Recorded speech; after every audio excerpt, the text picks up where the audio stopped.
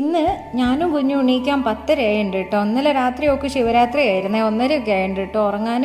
അതുകൊണ്ട് തന്നെ രാവിലെ ബ്രേക്ക്ഫാസ്റ്റ് വലിയ രീതിയിലൊന്നും ഉണ്ടാക്കിയില്ലേ. കുറച്ച് മാഗി ഉണ്ടാക്കി ഞങ്ങൾ രണ്ടുപേരൂടെ തിന്നു കേട്ടോ. പിന്നെ ഒരു 11 മണിയായപ്പോൾ കുഞ്ഞിന് ഒരു ഗ്ലാസ് പാലും ഒരു മുട്ടയും കൊടുത്തേ. ഞാനൊരു മുട്ട മാത്രമേ കഴിച്ചുള്ളൂ കേട്ടോ. എനിക്ക് ഇന്ന് പാല് കുടിക്കാൻ ഒരു മൂഡ് ഉണ്ടായില്ലേ. ഉച്ചയ്ക്ക് ഇതാ നല്ല നെല്ലുകുത്തരീൻ്റെ കഞ്ഞിയും ഉപ്പേരിയും കുറച്ച് മോരുമാണേ കുഞ്ഞുവിന് കൊടുക്കുന്നത്.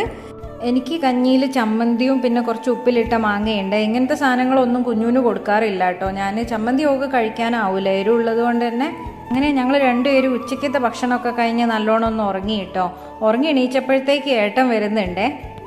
ഏട്ടൻ എത്താറായി, വേഗം ചായ വെച്ചോന്നും പറഞ്ഞ് വിളിച്ചായിരുന്നു കേട്ടോ. അങ്ങനെ ഞാൻ വേഗം ചായ കാച്ചി വെയിറ്റ് ചെയ്തപ്പോൾ ഏട്ടൻ എൻ്റെ പഫ്സും സാൻഡ്വിച്ചും കൊണ്ടുവന്നിട്ടെ ഞങ്ങളത് വേഗം തന്നെ കഴിച്ച് പിന്നെ കുറച്ച് മീനും വാങ്ങിയിട്ടാട്ടോ ഏട്ടൻ വന്നത്.